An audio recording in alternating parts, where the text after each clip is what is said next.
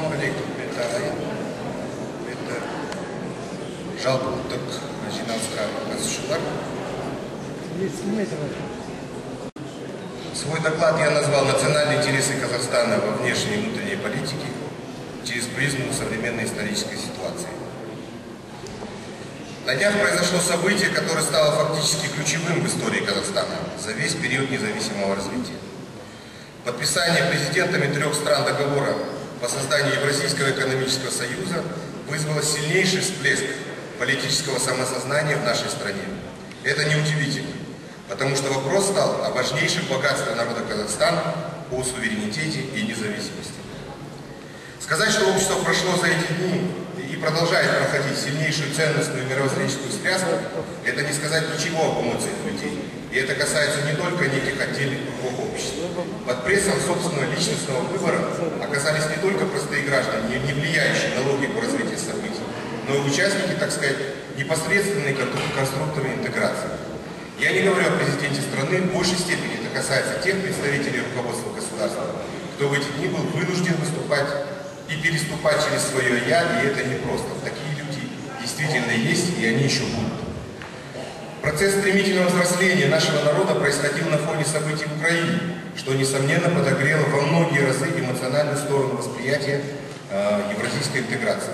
Многие граждане Казахстана начали формировать в себе личностную политическую позицию. Равнодушных практически нет.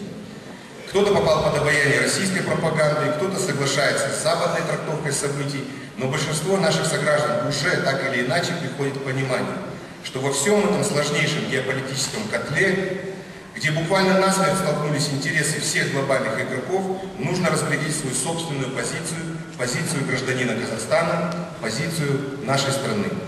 И все это придется сделать в условиях, когда наши официальные СМИ либо пребывают в своем собственном розовом мире, либо совершенно очевидно транслируют полную политическую бесхребетность. Ни для кого не секрет, и это подтверждают многие социологические исследования, что в нашем обществе под угрозой оказалось еще одно главное богатство страны – единый патриотический дух казахстанцев, искренняя любовь к этой земле людей и народов, живущих вместе на одной земле, патриотический дух, который власти в своей пропаганде любят называть терпимостью и толерантностью. Раскол в обществе стал очевиден невооруженным глазом, и о его наличии прекрасно были осведомлены все стороны геополитического конфликта, разворачивающегося в Европе. Этим воспользовался прежде всего Кремль, чтобы бескомпромиссно форсировать подписание документов по Евразийскому союзу и по максимальной политизации этого союза. В стране возникло антиевразийское движение, и оно не ограничилось отдельными мероприятиями и инициативами. В полемику активно включились независимые эксперты, СМИ, социальные сети, простые граждане.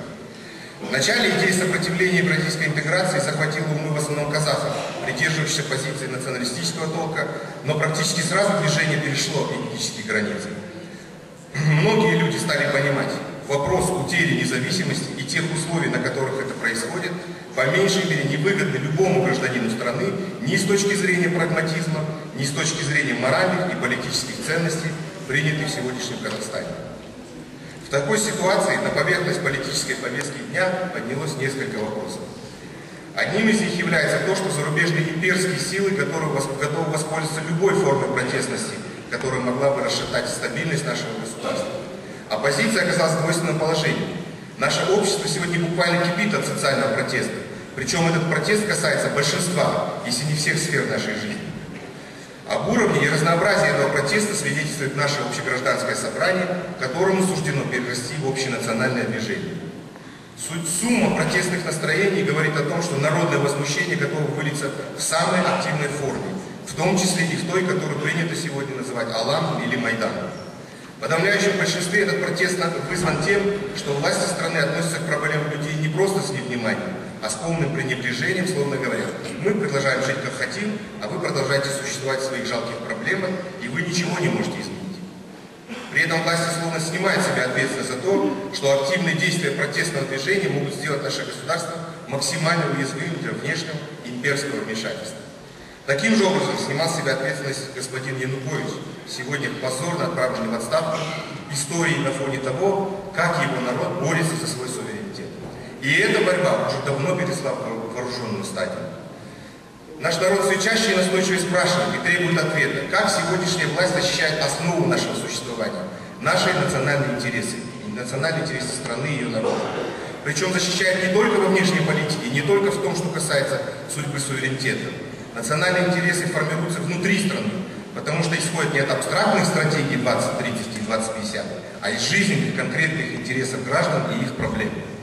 Национальные интересы – это не обезличенные цифры ВВП или числа средних показателей по всей стране.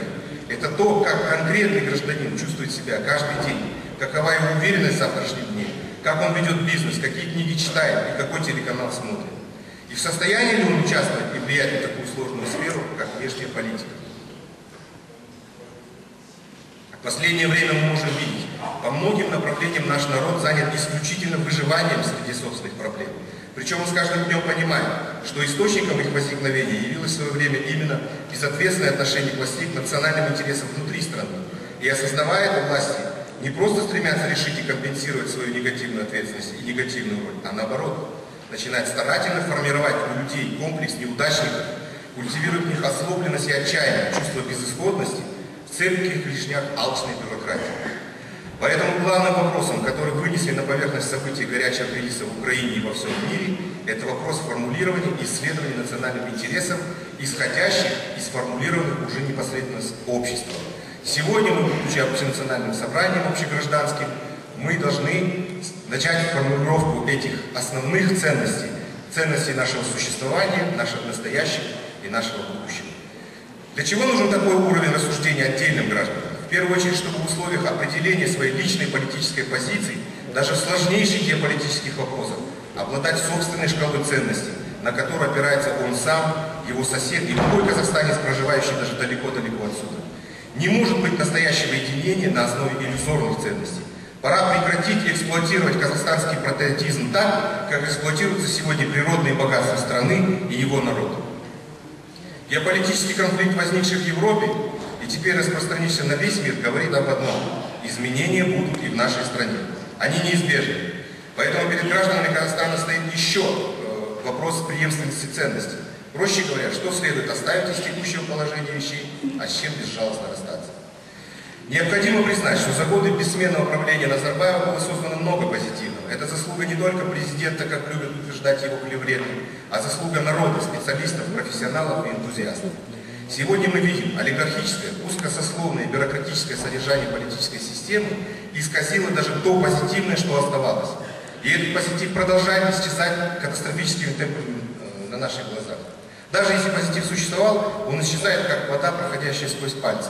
И на это вдвойне обидно смотреть. Ведь в том, что нас с вами окружает, так много и нашего собственного труда, наших нервов, наших мечтаний, наших надежд. Мы приняли участие в создании ценностей этой страны. Как же горько осознавать, что не имеем возможности, даже иметь слабую возможность, не допустить их исчезновения. Тем не менее, не надо отчаиваться. Начнем с того, что сегодня под лозунгом солидарности начнем сызнова формулировать то, что мы считаем национальными интересами. Начнем, как говорится, с главного. Как я говорил, выступая на Евразийском форуме, может быть, настоящая война за независимость еще только начинается, и нам предстоит пройти эти испытания достойно, с высоко поднятой головой. То, что я предлагаю вашему вниманию, это мое видение вопроса. Оно открыто как критики, так и предложений. Я пытаюсь сформулировать национальные интересы как основные ценности, которые нужно вынести нам в дальнейшем, и что должно стать предметом обсуждения общегражданской инициативы. Итак, первая задача. Она звучит коротко. Независимость, суверенитет. Главная миссия народа Казахстана, этой страны, которая существует в огромном мире, это создать для себя, для своих граждан лучший, современный, прогрессивный, модернизированный государственную модель существования. Лучший он должен являться не с точки зрения кремлевских или брюссельских аналитиков. Лучшим он может быть для граждан нашей страны. Речь во многом идет о реставрации, я подчеркиваю, участия народа в формировании государственной системы. Об этом говорит лозунг нашего собрания – вернуть страну народу, вернуть страну права, формировать ценности и добиваться, чтобы эти ценности побеждали. Сегодня глобальный кризис показал, ни одна из существующих философий и идеологий не является идеальной, единственно верной и наиболее эффективной. Ни советская система, которую мы оставили позади, ни либеральные, ни псевдолиберальные ценности, они не выдержали экзамена времени. Сегодня в мире настала эпоха новых моделей, новых основ строительства государственного управления в странах. Неизменно одно.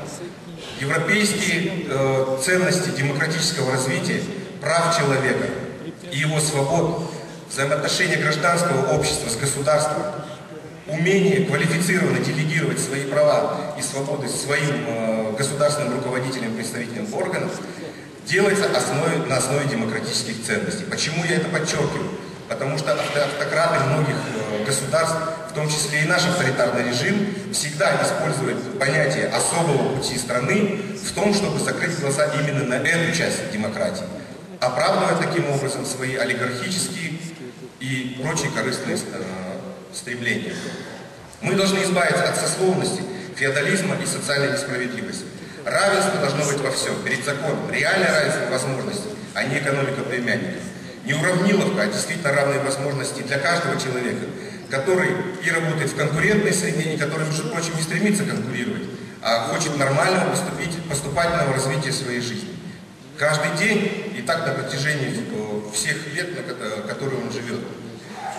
Гармония общественных и личностных интересов. Еще, если откровенно говоря, в мире еще не найдена такая государственная система, которая бы этой гармонии добилась. Но в отдельном обществе, в нашем своем, с нашим менталитетом и нашим гражданским подходом ответственным, мы можем эту модель для себя сформировать. Народ – это только культурно-историческое понятие, а нация – это понятие правовое. И мы можем говорить о нации только тогда, когда ликвидируем внутри страны существующее правовое бесправие. Такая модель, которая будет выработана в ближайшее время и станет идеологией нового будущего Казахстана, невозможно без конституционной реформы, это подчеркивали все мои коллеги с этой трибуны. Причем конституционная реформа, конституции и законы, которые власть намерена сама выполнять, а не создавать постоянные лазейки для нарушений. То есть, по сути, из первого пункта независимости и суверенитета исходит главная задача – создание единой нации, нации в правовом смысле. Вторая ценность – усиление геополитической силы страны на международной арене. Исходя из первого посыла, если мы действительно выбираем прогрессивную, демократическую модель развития, мы должны видеть свои вопросы интеграции через эту призму. Сегодня мы их увидели почему-то через призму интеграции с Кремлем и с Минском. Что там действительно самые лучшие модели государственного управления, которые существуют в мире, далеко нет. Это то же самое олигархическое правление, тот же самый татизм, который стоят фактически на грани тоталитаризма. И с недавнего времени это еще и имперская военная идеология, которая выровнена в ценностном плане как Россию, так и Запад, так и Китай. Мы окружены, не будем говорить, что мы окружены враждебным окружением. Мы должны знать себя прежде всего, свои ценности. И это нам позволит рассмотреть, не найти себе врага, а рассмотреть те вещи, которые нам не нужны ни в будущем, не на сегодняшний день. Те вещи, которые не позволят нашему гражданину быть униженным и закомплексованным существом.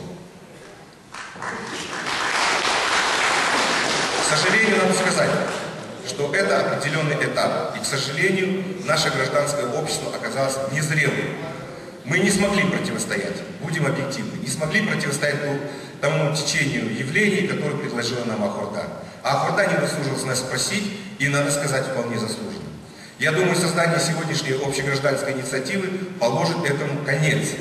Мы должны создать невозможную ситуацию, когда Ахурда ни на маленькую толику даже не советуется с народом в таких вопросах, каким является внешняя политика.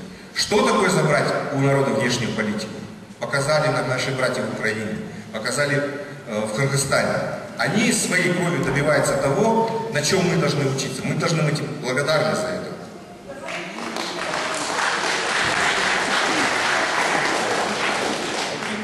Внешняя политика должна стать такой же доступной ценностью для всех. Мы должны четко понимать, где для нас хорошо, где плохо. И быть не просто убежденными в глупых пропагандистских клише. Мы должны быть убежденными со стержнем внутри. Во внутреннем развитии очень важно на сегодняшний день избавиться от такого подхода властей в развитии страны, Нам нужно сместить сейчас акценты роста и развития, с акцентов роста на развитие. Что это означает? Это означает то, что общество должно предъявить властям совершенно новые показатели, качественные. Потому что роста у нас много, у нас добыча растет нефти, растет какое-то потребление каких-то слоев, какие-то цифры нам все время показывают именно в росте. Но как качественно изменилась наша жизнь, на это никто не может ответить на этот вопрос. Когда я работал еще сам внутри властей, мне дали поручение. Посмотри на основе, это было к 20-летию нашей независимости, посмотри на основе основных показателей, чего мы все-таки добились фундаментально в нашем развитии. Есть какие-то цифры, которые можно сравнить. Я могу сказать, что налицо было только два очень хороших примера. Рост добычи нефти и количество автомобилей на душу населения. Еще количество сотовых телефонов, потому что в 90-м году сотовых телефонов не было. По остальным показателям это топтание на месте, это даже не рост, и если это рост в отсутствии качества, это значит показатели развития страны находятся на крайне низком уровне. На крайне низком уровне. Ни о какой внешней конкурентоспособности нельзя говорить, когда у нас человек просто не конкурентоспособен выжить против государственной машины, против той несправедливости, которая у нас есть. И самое главное.